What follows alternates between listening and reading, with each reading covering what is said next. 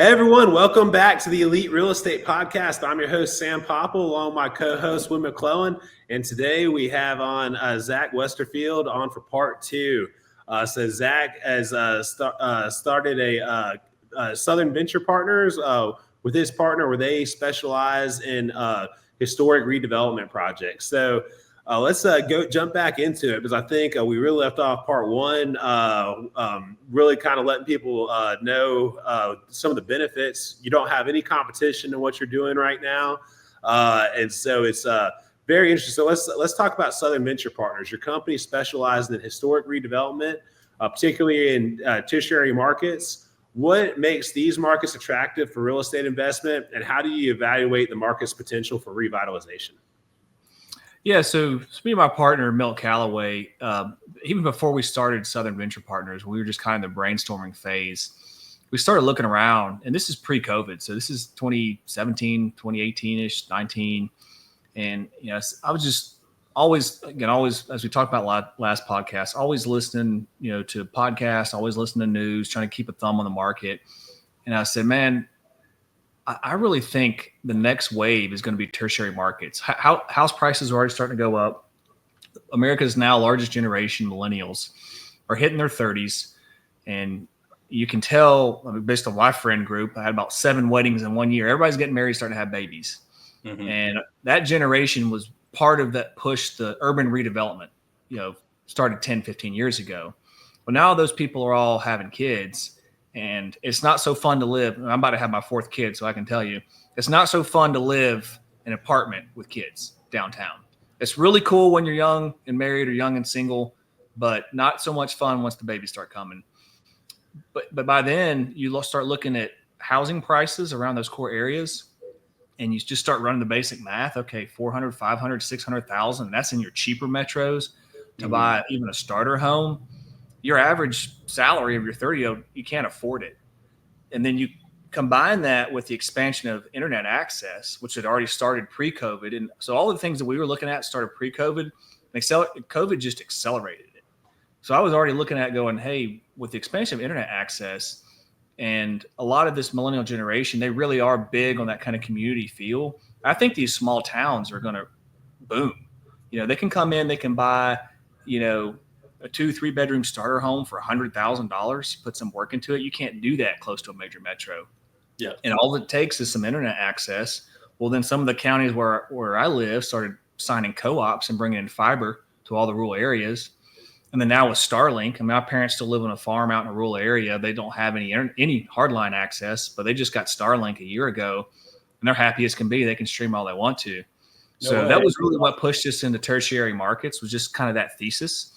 And being able to find cheap properties and also my backyard, because I grew up in one, so I knew the area really well. I mean, we do want to expand out of here, but knowing the area really well, again, like I mentioned earlier, when you're doing development, it's really key to have a relationship with the city. It goes a long way. If you've known some of the city officials for 20 or 30 years, it helps. It's just the way the world works in development. So it was a natural place to get started. And since we've gotten started there, we're still really bullish on these kind of tertiary markets. No, I love that. I love that. And I know that we kind of ended up on a cliffhanger, everything that goes into historic buildings and properties. But the thing that you really like about it is there's not a lot of competition, and there's a lot of tax credits, and there's a lot of ways to leverage and then kind of bring life back into these markets. Just kind of going through some things that you guys have currently. I was checking out the historic Collier, Collier. Mm-hmm. Yeah, Collier, the Murphy Building, Heritage Cove, Sherman Avenue, and then looks like a really cool development project back in Colorado. So good for you guys' alma mater at the 4 Mile Ranch. I do think you guys are doing so many cool things, so many unique things, and a lot of people might be interested to learn just how you guys are leveraging, these state and federal tax incentives and these credits. So can you kind of explain how these work? Because again, Sam and I were so nervous to do our first historical rebuild. Yeah.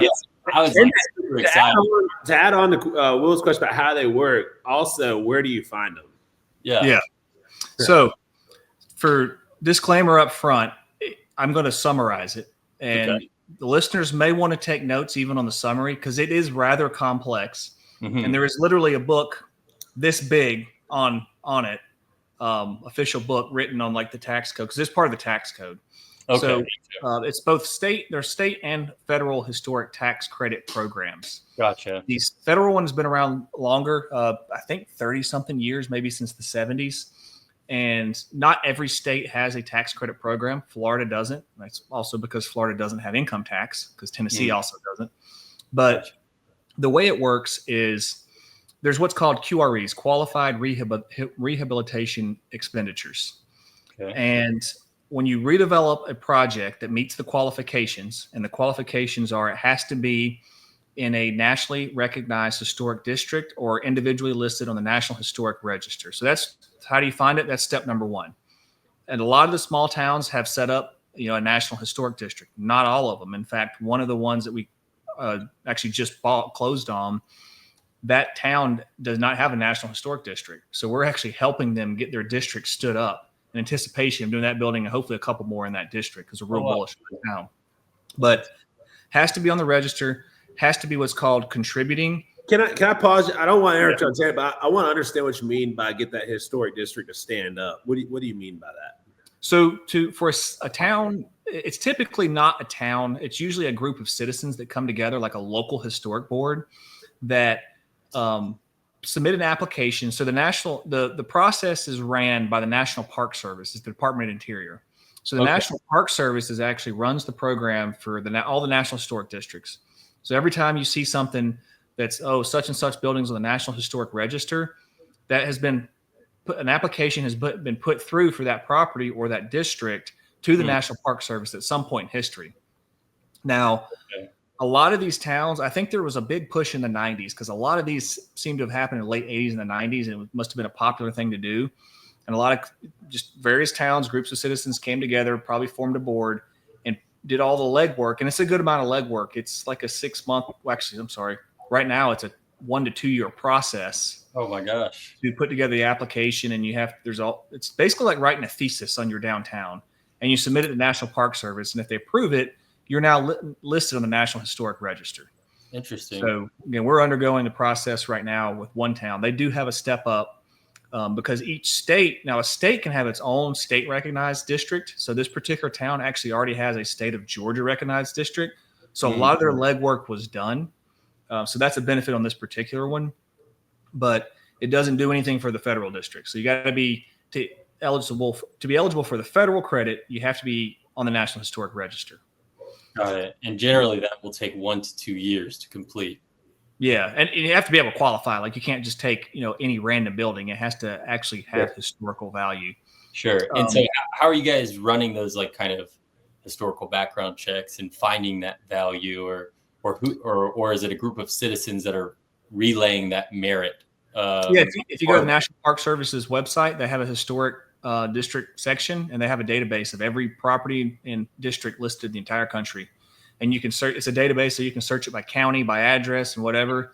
So if we see a building that we want, the first thing I'll do is I'll go on and go to the database, and because it'll be a very clearly defined map too. And it doesn't always make sense where the map is, where the map lines are drawn. So you might have one building right here on A Street that's in the district, but the building next to on B Street is not in the district. So that is part of our due diligence. We'll go on and check that and make sure it's in the district, but it's a very quick, easy thing to look up. And just to be clear, the reason it's better for you that it's in the district is that's when it qualifies for the grants and whatnot. Qualifies for tax credits. Yes. Tax credits. Okay. The kind of second big thing, and it's a little bit more nebulous, is it has to be contributing. I haven't found an exact definition. Usually what we do is we'll send an email to the state to ask to just verify that it is contributing. In general, so when they set up these districts, they have what's called a period of history. It's 50 years before the application was approved. So if your application's approved in 1990, then your period of history is 1940. So anything pre-1940 is considered historic. And that's important as we start talking about like the details and challenges later. If your district's approved in the case of the one we're working now, let's say 2025, your period of history is 1975. That means anything pre-1975 is historic. So to be contributing, it could not have been majorly altered. And mostly, particularly talk about the exterior look of the building. It can't be majorly altered post the period of history. So where that comes into play, if you've ever been around any small town ever, a lot of time for some reason in the 70s and 80s, they thought it looked good to go and put metal facade over all these brick buildings. Well, the period of history was 1940, and you can't, sometimes they actually took the brick off and put metal on it, so it's not reversible. So even though that building's in the district, it's no longer contributing, it's not eligible. Okay. Yeah. So that's where you got to kind of be careful of that line. And on the flip side, if you have a building with a metal facade that there's a really nice brick ornate, facade underneath it, but your period of history is 1975 and you can't prove that facade was put on post 1975, then you can't take it off. You got to keep the space age look. Yeah. That's really interesting. Now, are you guys also kind of leveraging different types of grants as well as these tax credits, or is it kind of focused directly on the tax credits and then that gets the ball rolling because that'll help you in that ultimate burr, I guess, is what you call it. You really got to keep your nose to the grindstone. There's, and I won't say that I'm definitely not the expert. There's all kind of stuff out there. States have programs. Your local municipality has programs. For example, our first building, they had a one-time what they called facade grant. So again, this city's trying to beautify their downtown. So they had a grant where they match up to, it was a 50-50 grant or 100% matching. So they fund 50% of your project to improve your facade up to, I think it was $1,000 per entranceway. But since our building actually had 5 entranceways, we were able to get a $5,000 grant from the city. And that's just a grant. Like, it's just money in your pocket. You don't have to pay it back, right? It's great. Sweet. And we explore other programs. We haven't leveraged anything else yet. There's also other state programs. I don't know if they're specific to Georgia, just the ones I know. There's rural zone credits if it's about creating jobs in rural zones. So we typically do mixed use where we're putting some commercial units in some of our spaces. If those create new jobs, they're eligible for additional credits and stuff like that. So there's a lot of research. I mean, you kind of constantly got to keep it. And some of these things come up and go, like it's a one-time grant that, all right, here it is, put your application in 30 days, but it's not here next year. Got it. Okay. So let's kind of do a deep dive into those nitty gritty, like what you were just talking about on how and why it's important to know, the devil's in the details, right? Yeah. So once you've established that you have an eligible building that's eligible for federal credits, most likely it's eligible for state credits. Again, state programs are state by state. So the way the actual process works, the federal government, it's a really small department that runs it. So they use what's called the HPCs, Historic Preservation Commissions, for each state as their gatekeeper. So you actually apply to the state and they forward your application on to the federal government. So you go through both processes. In most states, including Georgia, they kind of mirror each other. So it's really just kind of doing the same thing twice and you send them to the same person. But your kind of day-to-day interaction for the most part is with your state HPC. So once you've established that it is eligible, so Georgia has, in a lot of states, I think 30-something states out there have matching state programs. So the federal credit is 20% of QREs. Georgia has a matching program for 25% of QREs. So that totals 45% credit on your QREs. So what's a QRE? Like I said, it's a qualified rehabilitation expense. So it's an expense that you use to rehabilitate that property. Not everything qualifies, but most things do. So, for example, utility work doesn't qualify. It's basically if it touches the building, it qualifies and it's permanently fixed. So, like appliances don't qualify, but the buildings we're doing are like old town downtowns. They're ones, brick buildings stacked up like shoe boxes. There really is no site work. Like we're not doing any grading and stuff like that for the most part. There's very limited utility work. So, about 90% of our project qualifies for QREs. So for numbers example, like our current building we're working on, we anticipate about a $2.3 million renovation cost. So of that $2.3 million, it qualifies for 45% tax credit. So ballpark math, you could probably, if you check it, it might be a little off, but it's going to be about a $950,000 a $970,000 tax credit. So that is a tax credit that you get, right? So we spend $2.5 million. We bought the building for $150,000. We spend 2.3 to rehab it. So withholding costs, we're going to round up to a project cost about 2.3 million. We get a almost $1 million in tax credits back. And so then so I'm thinking about answering your question. So what can you do with these tax credits? So the state credit is actually one-time tradable like paper, and there's a market for these. So you can sell them to other people that can use them. You can keep them yourself and use them. So in our first building, we actually kept our federal credits to offset some of our flipping costs and whatever, or flipping profits. But our state credit we sold, and we sold it for 89 cents on the dollar. So we had a $220,000 state credit that we sold and netted just over $200,000 cash in our pocket. So that's where I start to get back to the ultimate BRRRR model, is by monetizing these credits, you get cash back to you. So the federal credit this is where it really gets complex. So I'm going to simplify it. Yeah, and just to pause it, just to make sure I'm understanding it and all the listeners are understanding. So when you sold the state tax credit, you guys got a check, from them, wire in our bank account. Yeah, just cash in hand. So guys didn't sell anything. You still own the property in full, have all the equity there. Just were able to a tax credit, a state tax credit, you're able to sell for cash in your pocket. Yep. And you said that was done on an open market. What is the need that someone would want to, I guess, pay you out for a tax credit? They're only really net gaining an additional 11% on their dollar. So that's a great question, because this is the core to our fundamental investment thesis on this, is what is the benefit of these credits? And state and federal are going to work the same way, right? Okay. I'll go back to the federal in a second because it works a little bit different for how you can monetize it. But when you buy a tax credit, right? So what are you doing? It's a credit off your taxes. So if you buy a $1 tax credit for, let's call it 90 cents, sure, right? Yeah. You're paying your taxes at a discount. So typically people that are using these are high net worth, high income earners. Now these are passive credits, so they have to offset passive income or go to someone who qualifies as a real estate professional, right? So, but businesses can buy them as well. So local banks, insurance companies are frequent buyers of these. Actually, Wells Fargo has a whole historic tax credit division. Oil companies will buy them. Okay. There's some challenges with the bigger ones. I can get to it in a second.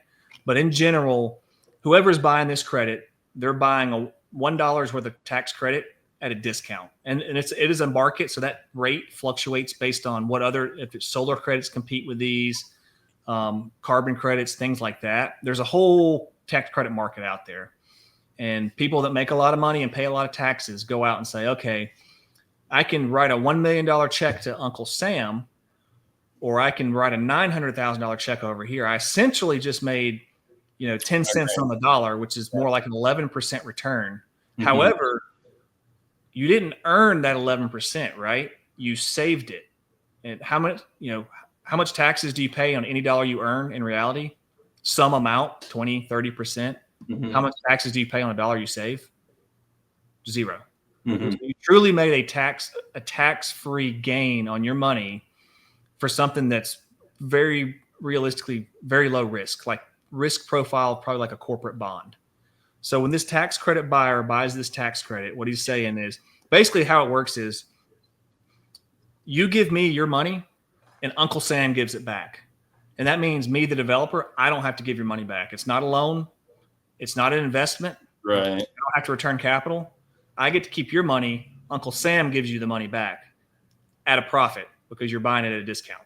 Now, can you sell a certain percentage? Yep. Mm-hmm. And can you sell it to multiple parties? Yeah. Actually, our first transaction, I think we had 3 different buyers that bought the total credit. And there's brokers out there. So we actually just went through a broker and they have a list of buyers. And once we got our credit in hand, because the way the simple process, once you go through your application process, you get it approved, you do your project. There's the final part is basically you submit pictures saying, yeah, I did state and federal government. I did what I said I would do. You can release my credits now. Once you get that paper, We turned around, went to our broker, and within 2 weeks we had wire in our bank. Wow. So this open market it's hot. Yeah, and it is a market, so it fluctuates based on. I mean, it's a lot of stuff going on right now with tax codes.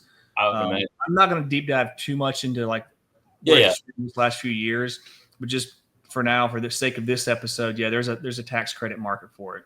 No, we'd definitely love to have you back on, kind of specifically talking about this, and we can kind of funnel it down because we might do a whole episode just on how to get tax credits through his story, because that could definitely be 45 minutes or to an hour all on its own probably. Yeah, because on the federal side, I was mentioning it works a little bit different. So technically you can't sell the federal credits as it stands today. There's actually some very interesting legislation and process specifically for rural tax credits, so properties that we're doing that might enable this, but we won't go into that yet.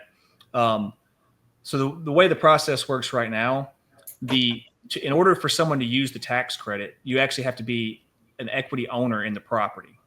So there's an established kind of model where the tax credit investor comes in as a 99% owner for 5 years. So the federal credit currently is also amortized over 5 years. So instead of being $100,000 that you can take in year one, you have to amortize it over 5 years. So it's $20,000 a year that you get your credit. So there's a 5-year compliance period, which means you can't go back and paint the building pink within 5 years. Otherwise, they take your credit back. Got it. So that's very, very simple explanation of that process. But that's why this is definitely a long-term strategy. But on the federal credit side, so in an ideal world, and this could be multiple investors, you can split up. Let's just say you have an investor who wants both the federal and state credit. So what he would do is he would come in, he'd say, all right, I'll just buy your state credit right now for 90 cents on the dollar. And then I'm going to be 99% owner, and I'll get 99% of your federal credit. And so for 5 years, he's the 99% owner, doesn't have to have any control. So it's kind of like a syndication where you're still the GP, you still control the building. He's entitled to 99% of the cash flows from the building, but you're entitled to a management fee. So you can set a management fee to where you actually still take advantage of the cash flows in the building. Got it. The beauty of these deals is this is all negotiable. You have every lever you can pull in a typical syndicated real estate transaction, plus about 20 more when you're structuring things. So it can get really complex. I mean, but it makes it really unique, and you can really get creative. After 5 years and the compliance period's up, in general, most of these tax credit investors like the banks and whatever, they don't want to be real estate owners. They just want the tax credit. So what they say is like 5 years, again, not established by rule, but standard practice right now, there's a 5% buyout. So the GP gets the option after 5 years to buy the equity out for 5%. So if you had a federal tax credit, back to say our current deal, the $2.5 million deal, our federal tax credit will be, let's just call it $400,000. At the end of 5 years, we get the option to buy out that 99% back. So we'll be 100% owners for $20,000. 20 grand. Okay. Gotcha. And it's always at 5%. That's a set rate. It can be whatever you want.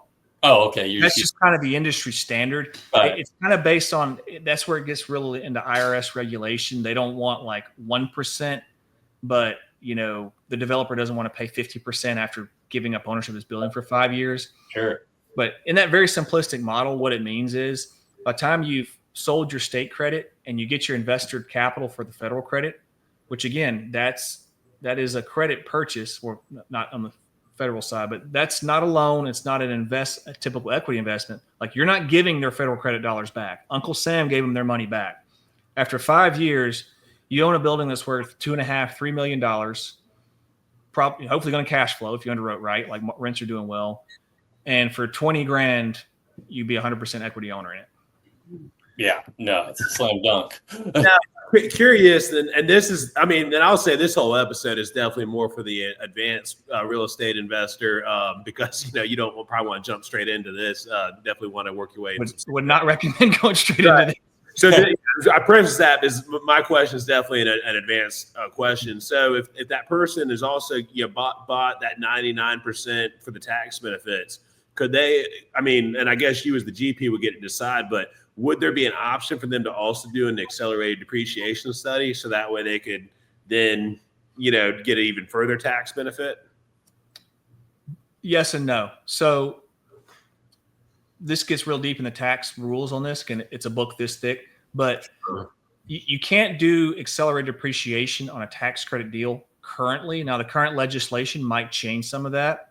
Okay. And it has to do with the actual basis, and it goes real deep into how actually accelerated depreciation is maintained on your balance sheet with your basis and whatever. You can do linear depreciation, so you can do a cost seg and pull stuff into linear, but you can't accelerate it under, let's say, if we still had bonus depreciation. You can't do bonus depreciation. You can't accelerate it. Right. But you can work it, depending on how you structure the deal, you can do it both ways. You can either have them benefit from depreciation, or us, the developer, can still, even though they're 99% owner, we can still take, that depreciation. So we still get the benefits of $2.5 million of depreciation. Okay. No, that's really cool. Yeah. So let's back out of Uncle Sam and tax land and get actually into some deals. And you're a licensed contractor, right? As well. Right. Yep. Yeah. And that's kind of what we were talking about. So if you guys didn't check out Zach's first episode, just definitely check that out. Amazing and awesome path into how he got here with him and his partner, both graduating from the academy, being in the Air Force, and now running a construction business, which I'm really excited about, this vertical integration right into this, as we're talking about all these benefits and all these tax credits, and how now I'm just learning there's this open market. Super cool. But getting back into the project state and what you guys are doing, because I know historic redevelopment, which we kind of touched on at the end of the last episode and the beginning of this one, can be extremely complex. And something you like about it is every single project you've done, even if it's the exact same building, the exact same layout, has its own unique challenge. I know you'd mentioned that specifically. So what's probably been the most difficult part of these projects, and how do you kind of navigate each challenge as they come up? I think I'll kind of take you through the learning / growth process and how we got into actually starting a construction company. Mm-hmm. And really, to really cage that, I got to go back and focus on the niche that we're actually focused in is what really be considered small historic commercial buildings. Mm-hmm. That's kind of loosely defined as anything sub $5 million in redevelopment. Okay. And I kind of hinted at it earlier. There's actually different. It's the same market, but a lot of your tax credit, your big and institutional tax credit buyers, hedge funds, and big insurance companies, oil companies, they don't really want to bother with anything sub $5 million, because for them, it's the same legal cost to underwrite a $2 million deal as it is a $20 million tax credit. Got it. And so for that reason, we're actively going through this challenge now of finding investors in this market. And what we're trying to do is build a large pool of those to be off the races. But there's not a lot of people doing these buildings. You go to downtown Atlanta, Savannah, Charleston, Boston, San Francisco, you'll see the big warehouses, 40, 50, $100 million redevelopments that have been done, and they've done tax credits on them. They've sold them and been successful. We start talking at our scale, we're kind of in an in-between niche. And we kind of learned that, I'd say, the hard way, although it was probably one of the best things we ever did. And that we started our first building, first time we did anything commercial, first time I'd ever even had to learn anything about fire suppression systems and all the things that come with commercial development. And I said, all right, we don't know this. We're embarking on $1 million plus project. Let's go hire a good GC and pay the expert, right? Well, we know we'll pay more. Let's pay the expert. So we did. We went and competed out. We found a reputable general contractor in the area, a larger one, and started going through planning process with them. And ultimately, it kind of became evident on both sides. They were like, hey, can you do this? Can you do that? Can you do that? I'm like, if I'm doing all this, why am I going to pay you? Yeah. It was actually at their request. We mutually parted ways and on good terms. It was like, hey, Zach, we just don't think we're a good fit for the project. And I was already sitting there thinking, after about 4 months of working with them, just going through planning, like, all the things you're asking me to do, if I'm going to do all this, I might as well just do it myself. So they did that. Again, we're already in the project. We already bought it. We already own it. I mean, we're already getting into it. And that's when we're like, all right, let me go get my license. Let's just be the GC on this project, and let's build a construction company to learn this. And we're just going to learn it from the ground up, kind of going back to those core principles. So that's how we started. And we kind of stumbled through that first one, learned some lessons. Overall went pretty well. We finished the project in that one was 1.1 million in construction cost, finished in about 9 months. And we've kind of been off to the races there. And once we finished, we're like, oh, that was the best thing we ever did. And after we really got into underwriting these things and look at it, I don't think you can do it any other way, which is why I think we have a really unique moat in this sector, because the bigger construction companies that actually would have expertise or ability to complete these projects aren't going to touch them, or you can't afford them because their fees are so high. Even with the tax credits or whatever, they can get a little slim, right? They're long-term projects. Like, we don't make a lot of money up front on these projects. It's all in the thesis that 5 years starts revolving, whatever, we start stacking things up. We get 10 buildings worth $3 million cash flowing, a couple thousand a month each, and all we put in is a couple $100,000 equity. We'll be in a good situation. But today, it doesn't help you a whole lot on the front end. Sure. And then the other side of the contractor coin, as you're probably very aware, is your smaller guys. And one thing I've learned in anything kind of historic or really bad in construction, most guys that tell you they know what they're doing don't. So, and just when you start talking $1 million plus projects, there's still a lot of risks there. I mean, we use construction loans that we're personally guaranteeing, so obviously we don't want anything to go wrong. And it was just have not found anybody that I would trust to come in and run these projects the way that they need to be run. And if I had, maybe I would still be working with them as a GC. But I was flipping houses in the area for 3 or 4 years before and went through several different quote GCs and just could not find anybody that would fit the bill. So we just started our own company to do it. No, that's really interesting. And that was something I was actually going to ask, is how you were funding them. And then because, personally guaranteeing something obviously puts you on the hook, but I'm actually more nervous using other people's money, like having someone else's money, unless I'm hands-on, kind of like you. So I was curious on how you guys were funding that, because like $1.1 million project on that first, that's a lot of money. Like you said, you want to be in control. It is especially a lot of money, when you're saying that after the whole project's done, you're now going to be, waiting about 5 years before you, start really reaping the benefits, of it. So, that's definitely a big chunk to bite off.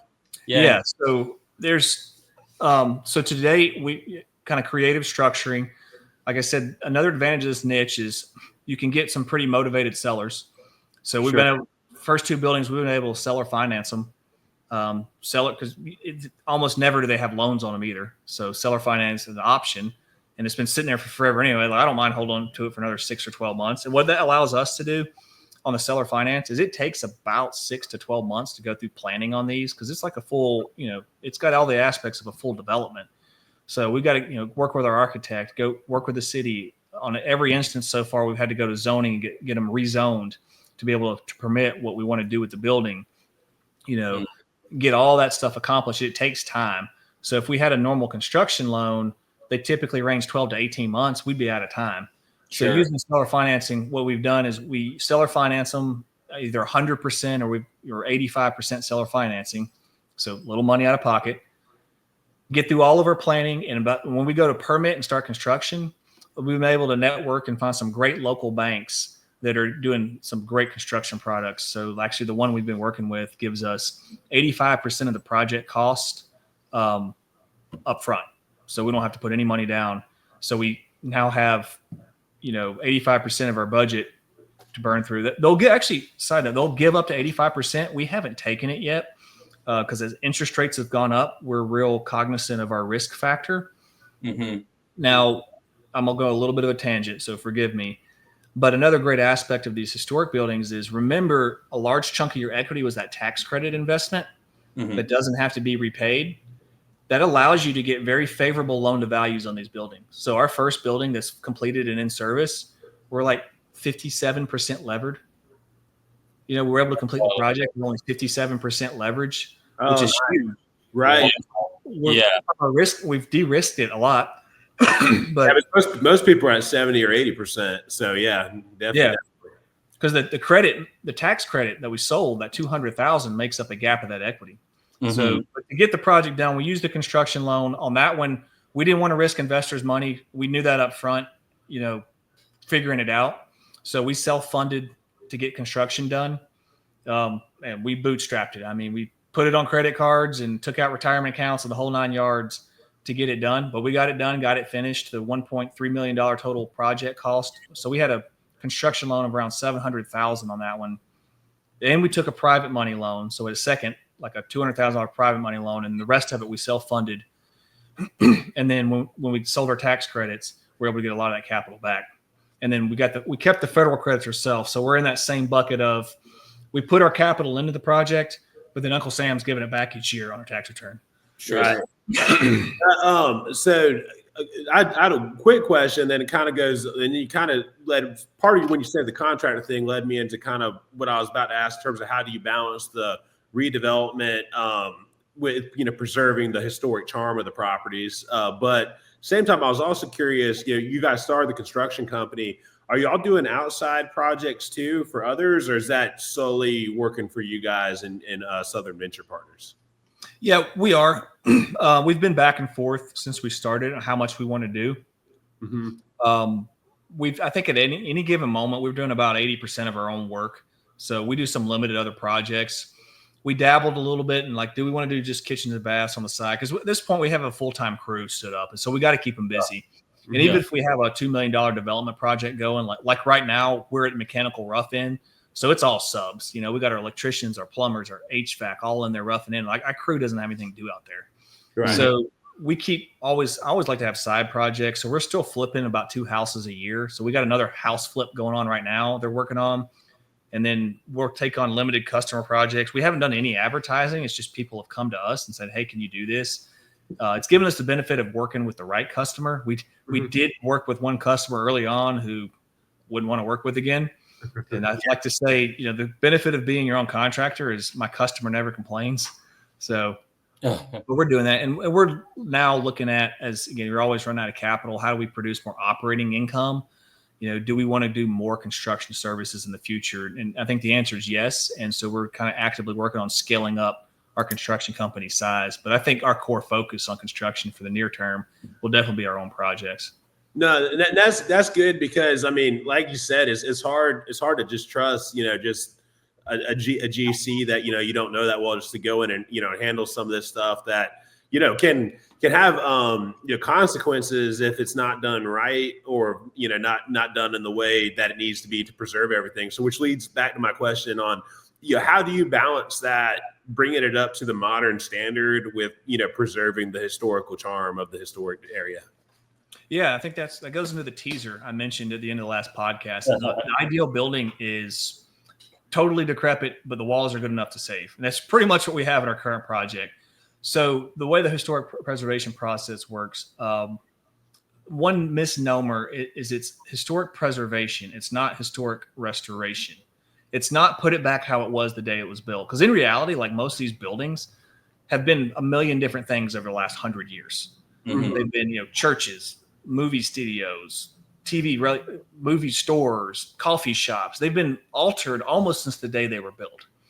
And in this area of Georgia, there were a lot of textile mills in the late 1800s where a lot of these buildings were built. So most of these were built as warehouses originally. It goes back to that period of history again. Even if it was built as a warehouse originally, but then it was infilled with units or anything pre-period of history, that's still considered historic and has to be preserved. So it's a constant back and forth with the state, and the federal government. Like your initial application is basically taking pictures of the whole status of the building.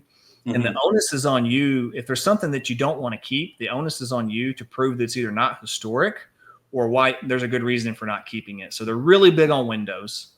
They don't like vinyl windows. So there's only like 2 manufacturers in the entire Southeast that actually make historic replication wood windows. One of them happens to be in Macon, Georgia, close by. Oh, yeah. Nice. But yeah, we have to do like historically replicated windows. trim, mold, and all like that. So, but if it's not there, you don't have to replicate it, and you can build in new. And they don't even want you to try to make it look old. When you build in new, they want plain trim, plain doors. They want it to look obviously non-historic. So that's why the shell building is the ideal situation, because I don't have any interior walls I have to worry about preserving. Right. I can go in. Basically, all we did, we stripped everything out of the building. We stabilized all the brick, a lot of structural engineering to get the brick structure stable. And now we're building a brand new building. I mean, completely brand new. Every utility line, every electrical wire from the ground up, all the way down. I mean, we went all the way down to the dirt. We go down, we put infill, we pour concrete, and we frame it from the inside out. All new construction. So what you end up with is a building that looks like it was built 140 years ago, but in reality, it's a brand new build. Yeah. So basically, you want a building that has great bones but empty guts. Yeah. Now our first building was a little bit more challenging because it did have the first floor was pretty much we were able to scrape. The second floor had a lot of interior walls we had to preserve, so we had to work around those. And in fact, there was a center dividing wall that was load bearing in the building. And, just an example of that back and forth, the preservation commission is like, well, you got to keep that wall. It was a tongue and groove wall all the way down the middle. Well, the fire marshal's like, you got to fire rate that wall. So we had to come up with solutions saying, okay, we'll keep one side of the wall. We'll sheetrock the other side to get our fire rating. Everybody was happy with that. But then we decided we're going to have to pour concrete under the building. Well, this thing's it was sitting on a 12 by 12 heart pine beam that was 3 sections of 22 feet. It was 66 feet long. So we actually had to, this is where the engineering part comes in. We had to go in and build temporary structure and lift the center of the building, take the beam out, pour footers underneath the center wall and set it back down. Damn. Jeez. Yeah, that's the stuff you don't see in new construction. Oh my gosh. Hey, look, and Will, that is why I fight us on the historical projects. So the front of that building, so these are all brick exterior, and the brick wall is complete brick wall. So it's not like it's a facade like modern brick. It's all brick load bearing. The way they built it, they would do a wood lintel beam across the front where all your storefront doors were. Then all the brick above that sits on that beam. Well, we didn't know when we bought the building because it was all covered up. When we went in and did demo and stripped all out, that lintel beam was almost completely rotted. There was like one row of brick holding up this beam that's holding the entire second floor of brick above it. Oh my God. It was probably, less months or only a couple of years from completely falling over into the main street there.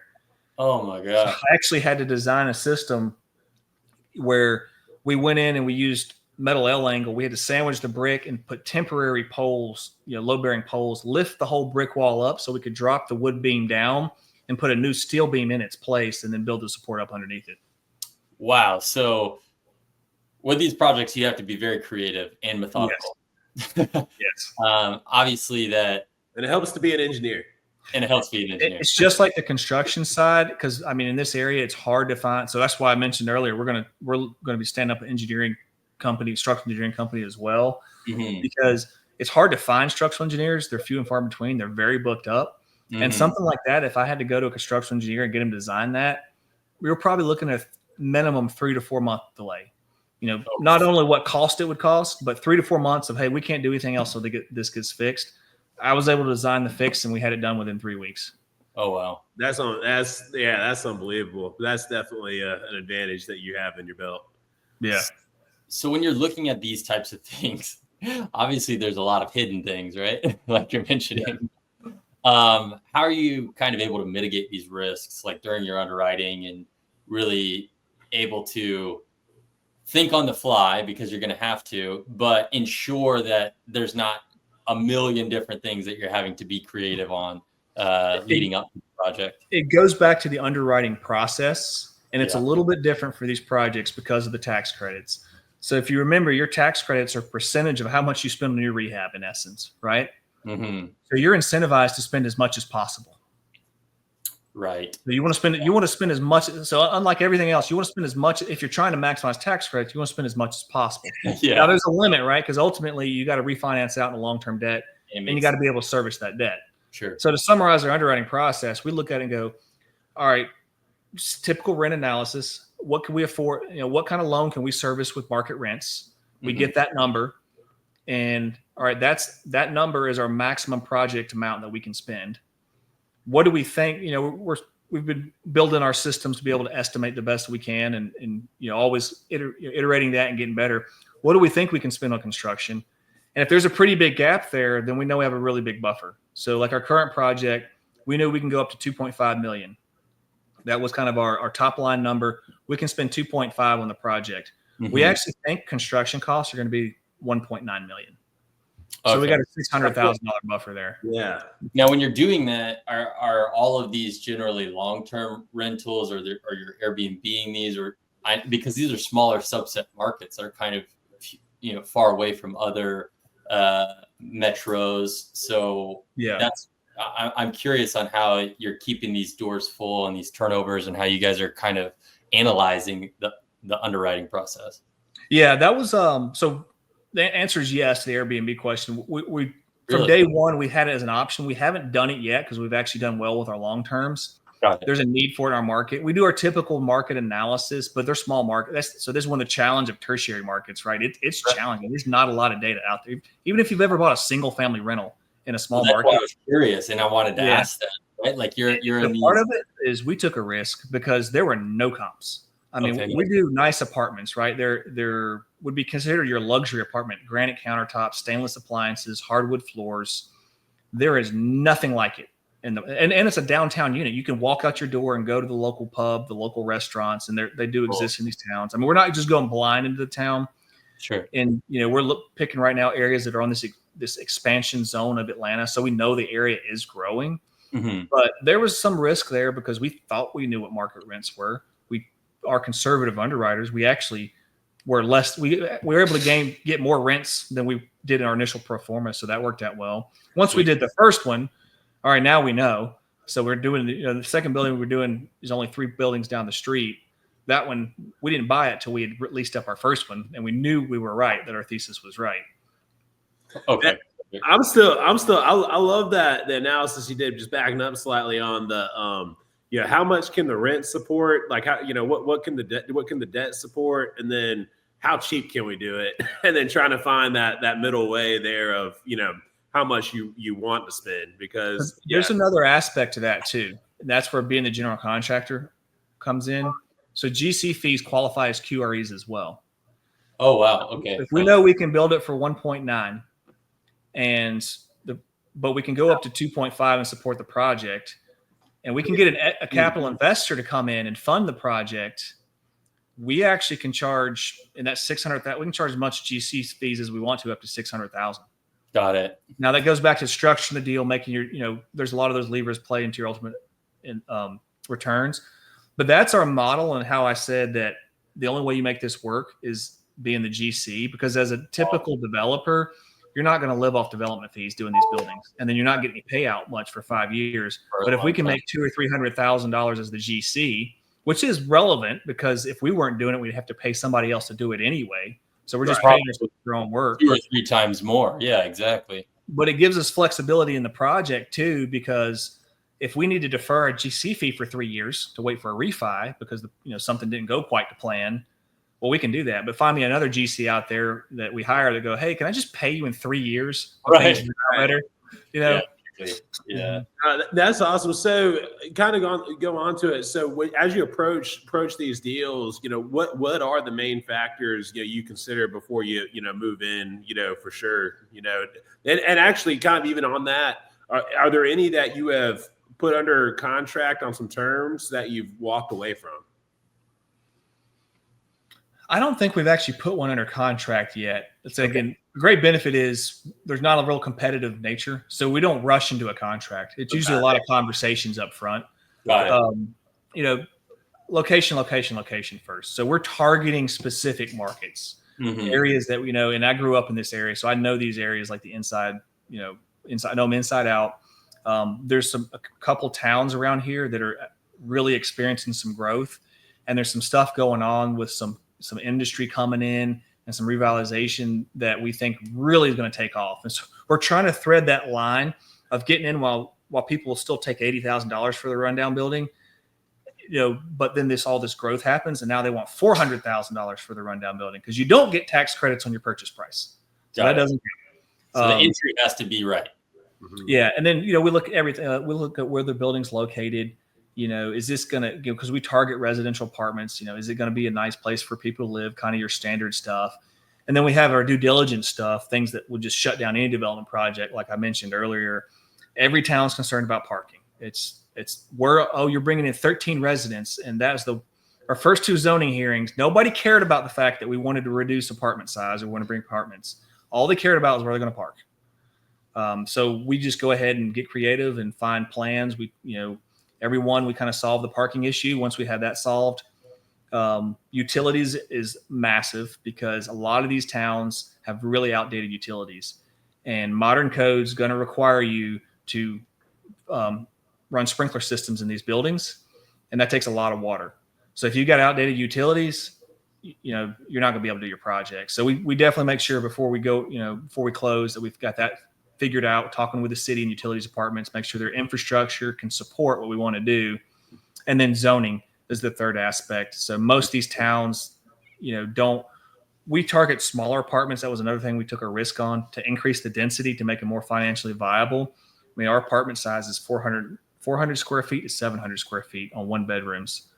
It sounds small. They're full service. They have in-unit laundry and everything. And with the tall ceilings, they don't feel that small. But it's different. I mean, there's nobody else building. Well, actually, there are no apartments being permitted in these counties, but nobody out there is really building these type of apartments in these areas. So it's paid off. I mean, there's a demand for them. That's awesome. We've always had every project so far we've had to go to zoning for and get zoning approval.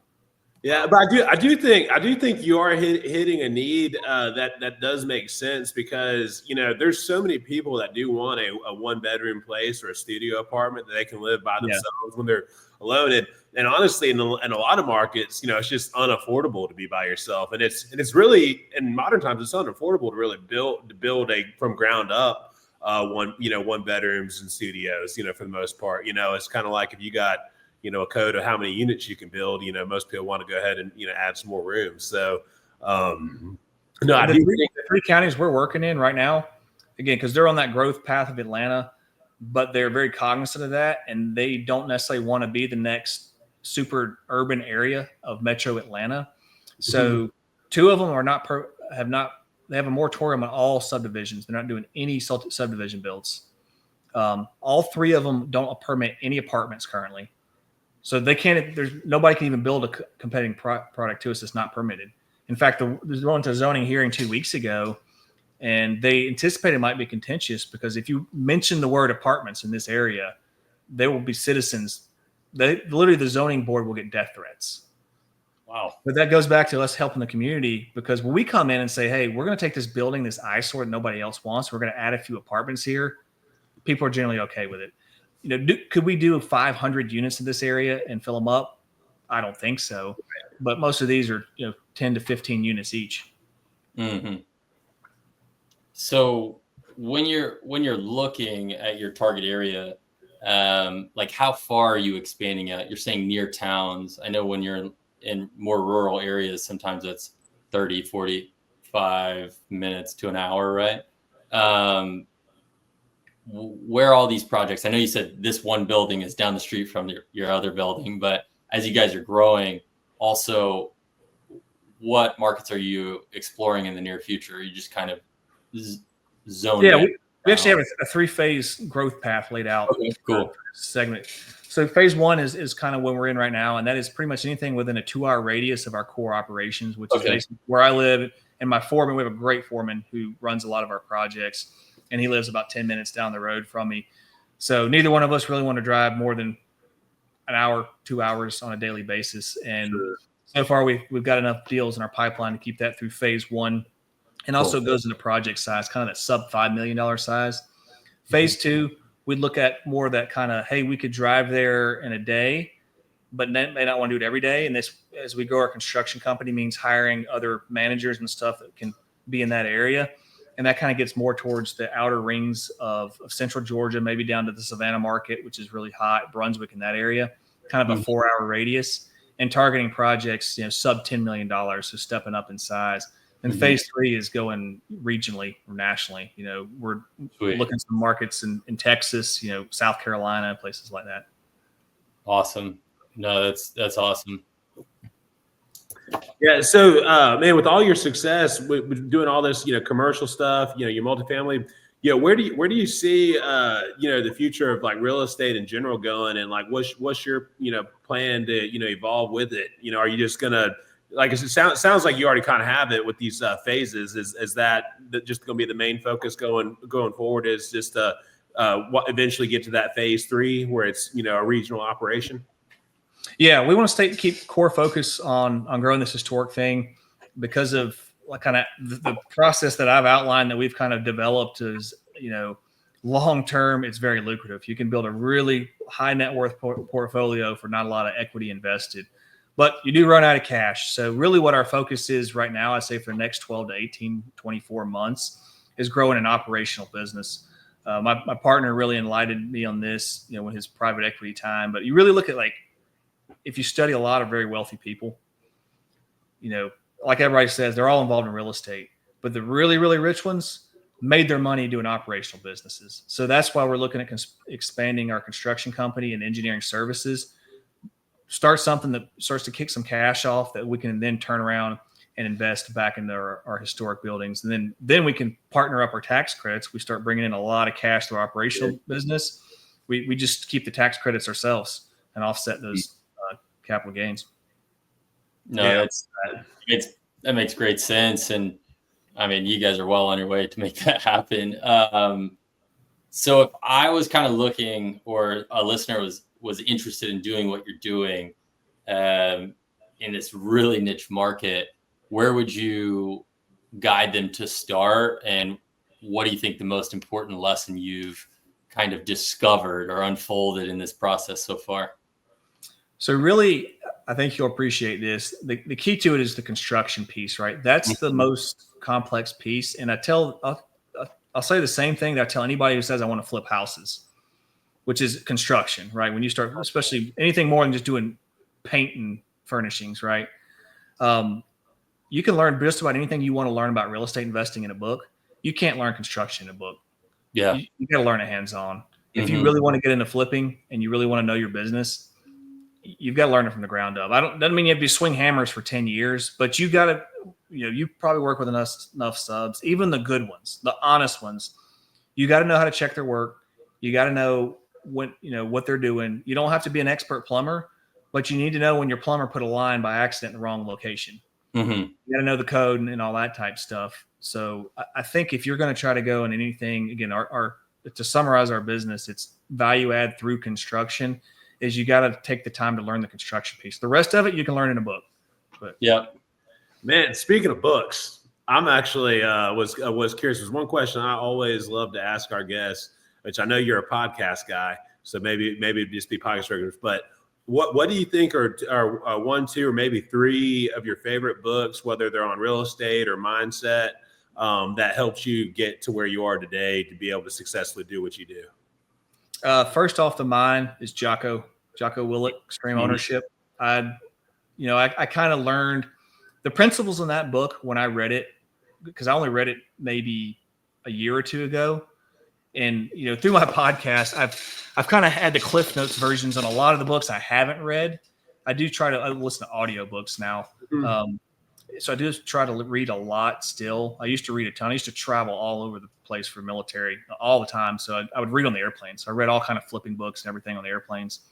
But now I just listen to audiobooks. But Jocko's book was his core principles of extreme ownership. I kind of already understood what the book was about before I read it, but I read it. Actually, that's one book I highly encourage you to listen to, because he narrates it, and it's incredible. So that the premise behind that one in extreme ownership and basically leading from the front and taking ownership, I think is a very valuable book. Perfect. Yeah, no, I think that is definitely a good one. Yeah, so no, that's a great recommendation. And then yeah, no, I mean you've yeah, no, I think that's a good one, and definitely one that can help people no matter where they are in life. Yeah, I think other real estate books, probably just some of the ones that were most impactful back at the beginning. Reading kind of the basics books. I'm trying to think of some. Rich Dad Poor Dad, like me, like everybody else, was always, a very influential book really early on. Mm-hmm. I think just focusing on learning the business side of it. I think, we talked about earlier the gurus and a lot of the real estate education out there, how it doesn't always fit once you've kind of walked the walk for a while. And I think you are on about the same level where you kind of realize like there's a lot more to it. Like just all the people will say, oh, just start syndicating multifamily apartments day one. Like, no, anything you can learn to actually learn business, because it is a business at heart. People that call it investing really don't do it justice. Mm-hmm. Pretty much anything you're doing is understanding the business principles. And once you kind of really start to understand that, that's how it gives you the ability to shift focuses when you understand core principles of business. Like you got to make a profit, you got expenses, get using leverage, safely and successfully. No, I completely agree, man. I appreciate your time. I did want to ask this whole time, do you also live in a historical home? I do. Yeah. Oh, yeah. I was wondering, because I checked out that cool, like, built-in cabinet bookshelf behind you. Yeah. And I was wondering if you had also done like a historic rehab or something. Yeah. We live in a 1910 Victorian that we bought, was pretty much original. Me and my wife. It was the second historic house I did. I actually bought it intending to flip it. And then we'd always kind of talk about it. I said, hey, why don't we move into this house and make it our own? And of course, I had a budget that I had already set to flip the house. And once she got involved, we just tore it up and threw it out the window. That's funny. I definitely have talked to friends who are about to start doing a flip with their wife, and I definitely have told them, like, just remember, you guys aren't living there, Yeah. So his budgets definitely grow when you to this day, I don't know what she spent on the lights. She said, she just tells me, you don't want to know. I said, no, I don't want to know. Oh gosh, that's too funny.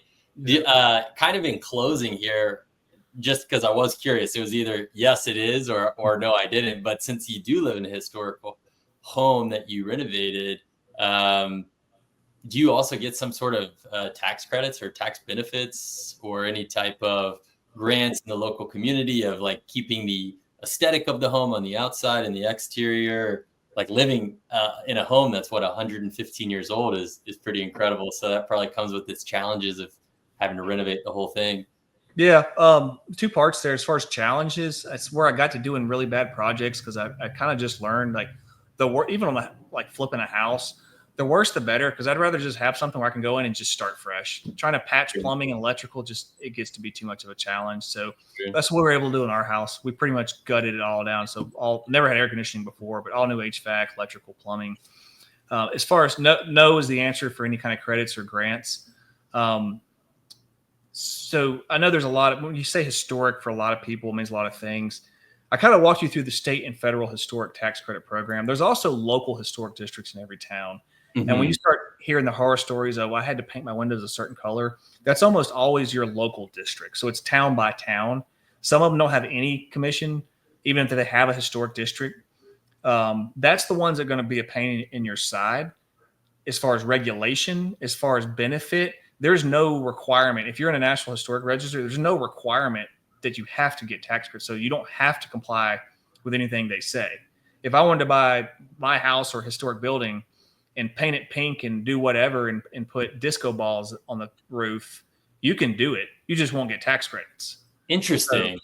So, okay, because I always hear a lot of people like they're so scared of their local historic,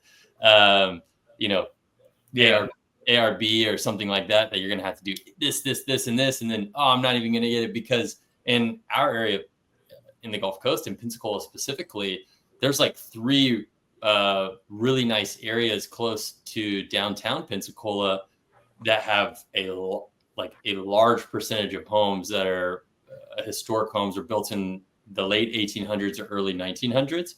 And some of them like get special plaques on the outside and things like that. But then other people, there could be one 3 doors down to $1 million perfectly restored home, and the next one's falling apart, and everyone's like, "Oh, we don't want that home because the local ARB is going to make it impossible to even afford that renovation." And that's actually something I check when I'm doing single family homes, historic homes. I'll check and see if it's in the district, and then what regulations the district has. Mine's actually not in the district. I don't know that our district. I actually haven't checked. I don't know what their regulations are like, but yeah, they can make your life a nightmare. And if I'm doing a house, I actually avoid the historic districts because then like I can do whatever I want to. Like, we put plain vinyl windows in our house and opened up the floor plan and did all kind of stuff. Okay. So you're, I mean, and this might be some takeaway advice I'm getting. So you're saying that if you're going to do a home, it's okay to have a historic home, but you might not necessarily want to be in a historic district due to those extra headaches. Yeah, I mean, I would definitely check the district. If it's in the district, you want to check with them and see what they'll probably have it printed, published regulations and see what you will and will not be able to do. Gotcha. No, that makes sense.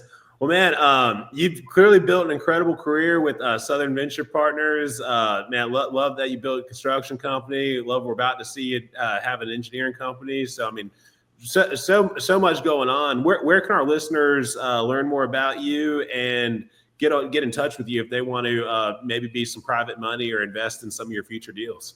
Yeah. Best way is reach out to me via email, Zach, Z-A-C-H, at southvp.com. South VP is in Southern Venture Partners, or you can head to our website, southvp.com. Sweet, man. Where do they find you? We'll definitely put a link to everything down here in the description and also in your first episode as well. But where are they going to find you, Sam? Yeah, so again, please check out our YouTube page. If you're listening on another app, whether it's Apple Podcasts or Spotify, please go over to our YouTube and hit the subscribe button on the Elite Real Estate Podcast. Check out our website, theeliterealestatepodcast.com. We love looking at deals. We love when our listeners shoot us a message on there. So please feel free. And then if you want to shoot me a direct message where I'll respond the quickest, check out my Instagram, Sam_FloridaMan. And so I will definitely get back to you there. But man, Zach, we loved having you on the show today. So much information. I know Will 10 pages of notes. Yeah, we're probably gonna be talking a lot after this one. Just like I said, just running through everything you told us because this is definitely an interesting niche that we haven't had anyone on talking about it, and I can definitely see why you don't have any competition in it because, like I said, it's definitely an issue. But and I mean, I think you got so many advantages going because I mean, some of those higher costs you're just able to alleviate between your engineering background and then you having a GC license. So I mean, it's just really cool what you're able to build, with Southern Venture Partners. Yeah, thanks a lot, and I definitely appreciate having me. Yeah, have a great evening. Thanks so much. All right, but thanks for listening. We'll see you all in the next episode.